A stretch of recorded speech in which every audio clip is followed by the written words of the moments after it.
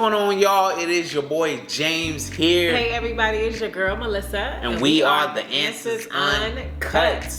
In this video, we are going to share with you how we had a wedding. The wedding of our dreams. A whole wedding, y'all, for under $1,000. Yes, we said it, under $1,000. You know, weddings are a beautiful moment, and for us, we decided to have our wedding our way.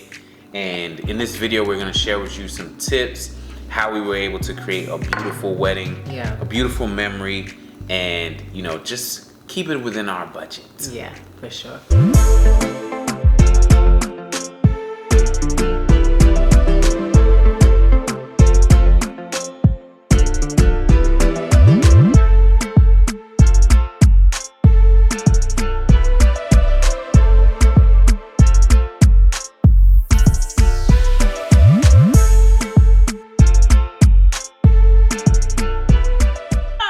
You guys, there are people out there spending whole houses on weddings. Yeah.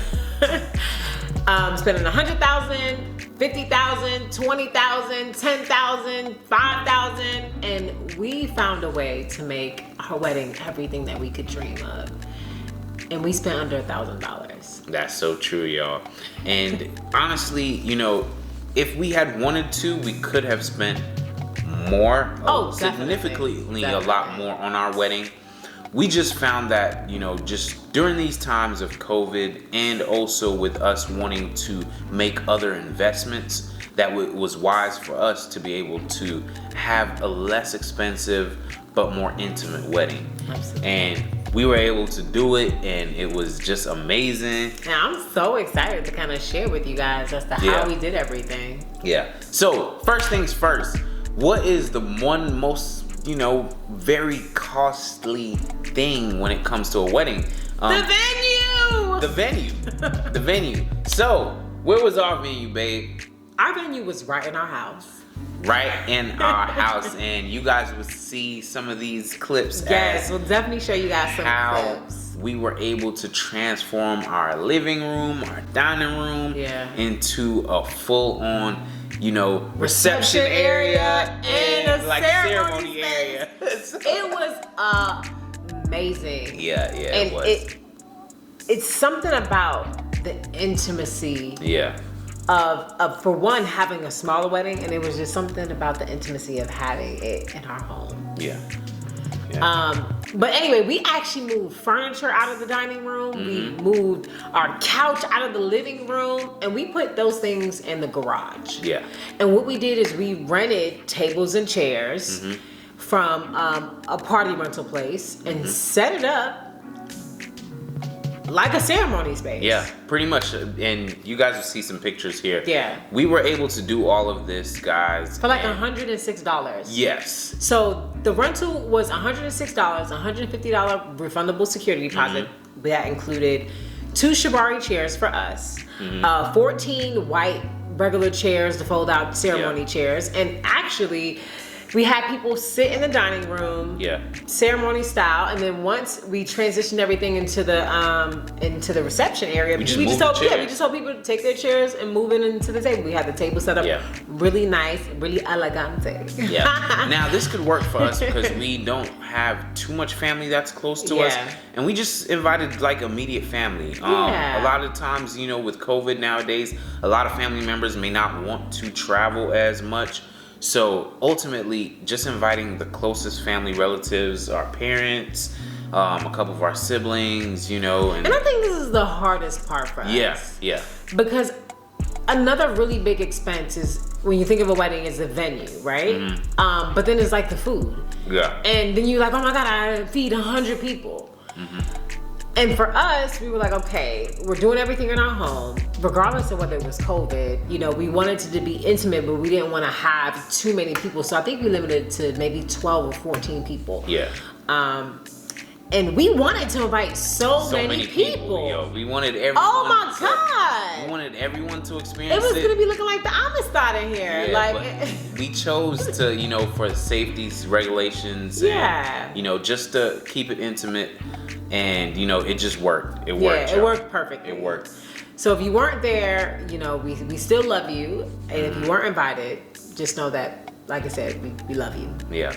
But we definitely want to keep it intimate. Definitely. And later on, we'll probably have something. Once things clear up with COVID and, you know, venues and places are able to, you know, actually like host a lot of people and, you know, we're able to have more flexibility, we'll definitely want to host something later on in the future. Yeah. And to be honest with you, venues are actually open right now. They are. I think that we just chose to do it the way we wanted to do it. We did, though. Because if I could do it all over again, whether COVID was here or not, I would do it the same exact way. The same exact way. So let's go into food. So now you guys know how we set up everything. We had the venue already, which is our home. And like we said, we'll show you videos of that. But then let's talk about the food. Our food was amazing. Amazing. And the reason being is because most of it we made. My dad has been a chef for years, and cooking is his purpose. It's amazing. So really and truly, we prepped a lot of the food the day before. And when I say we had everything amazing, we had lobster, we had salad, shrimp and grits, crab stuffed salmon, mashed potatoes, macaroni and cheese with smoked Gouda. Like, we had making me hungry. the works. Yeah, we can't talk about this. We can't talk about it. But spent on this wedding was the food, and the food category was probably about maybe $300 to $375. And that's because, you know, we just wanted to eat. We just wanted to eat good. Yeah, we just wanted to eat good. Next, we could talk about just, you know, the overall, like, the knickknacks, like, hey, the arch, or you know, the flowers, and you know, what did we eat on? He don't know about none of that. I don't really know too much about that, but I know it was not expensive and it was all within the budget. I remember putting up the arch. Oh, absolutely. And guess how much our arch was? $20. The arch was $20. We got some nice lights from Amazon that was like $17. We put those on the wall. We got a little sheer background that was maybe like another maybe $10-15. But most of the stuff that we got it off of Amazon. And we'll definitely put some links below so you guys can take a look at some of the items that we purchased and maybe purchase it for your own celebration. We got some rose petals from Amazon. I'm trying to think of a lot of the things. A lot of the things that we got was from Amazon. Let's take it back a notch. Let's think to where a bride's most expensive expenses or her biggest expense. Her wedding dress. My wedding dress was under $100. And that's the dress and for it to get tailored. And guess where I got it from? Amazon. That's right. Honestly, that all fit within the budget. So we were able to, you know, say, hey, we don't want to spend more than this. Let's just make it work with what we have. I had a suit, you know, a fitted suit. I threw on, you know, I threw on my Stacey Adams, you know. So, you know, I was, you know, trying to do those were not in the budget. No, I'm just joking. Whatever.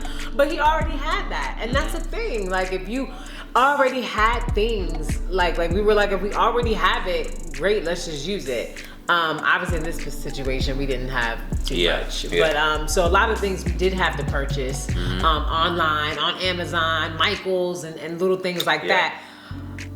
One of the things that we did purchase on Amazon, which was really nice, was the actual dinnerware set. It was like rose gold, and it was so sturdy, but it was disposable, and it was perfect. It was perfect. I think that everybody that came enjoyed the food. Oh my God! What else is expensive? The cake! We spent $18 on our cake. Y'all, when I tell you that was the most delicious cake. Was so good. That cake was so good! Oh, it was a red velvet. Oh my God. It was a red velvet cake. So amazing. And yeah, we killed that cake in like the same day. My God, the cake was pretty much gone like the next day. So here's how we made our 2-tier cake. So we went to the grocery store, Kroger Bakery. They have these amazing red velvet cakes that's like $13. And then they have these mini cakes, the same flavor for like $5. And what we did, you just purchased 2 of them and put it on top of it. And put one on top of the other. Boom! You got your wedding cake. Yo, y'all can tell we are frugal, y'all.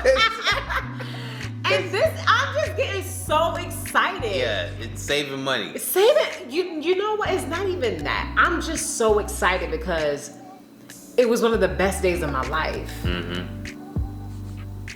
You understand what I'm saying? So it's like for it to be such an amazing turnout, for the food to be so beautiful, for the decorations to be so dreamy, for me to be married to the most amazing man in the world. Mm-hmm. And to be like, okay, we still have 6 figures in savings and investments, and we're still working on our second property this year, and we haven't even been on our first property, and that we can afford the things that we want and need. To be like, we didn't go into debt, or we didn't like take money from different places to spend 40 grand on a wedding for people we don't even really talk to on a day-to-day basis.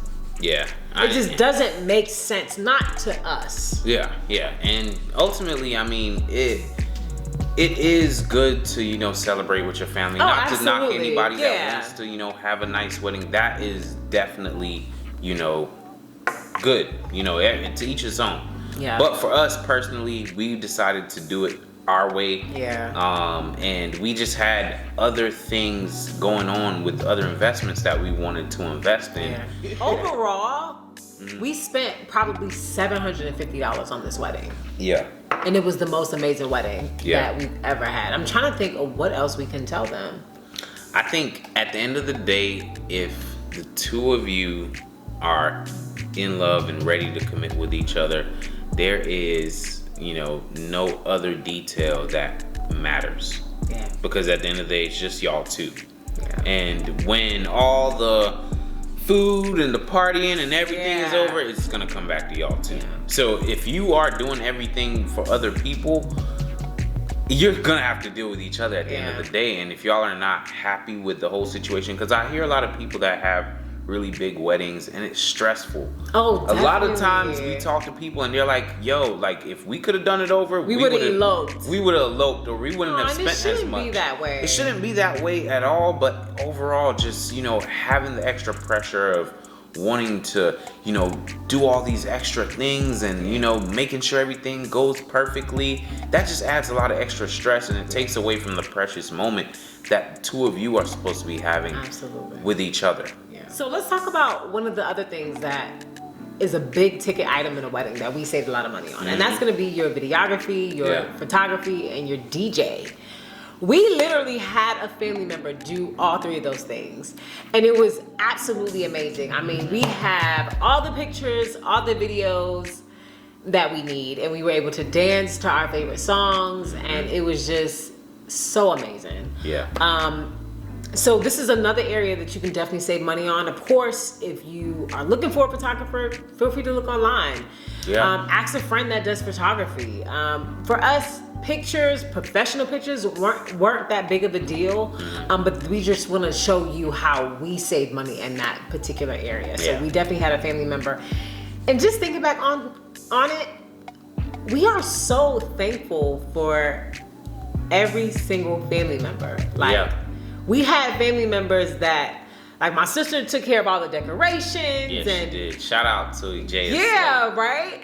Slaying. Like our dads, like we put them to work. Yeah, like, they were out, like got lost looking for food. Got lost. They were trying to get some more lobster. And had my dad moving couches. We put people to work, and that was just some of the most beautiful thing because it was a party of 14. Every single person that came contributed.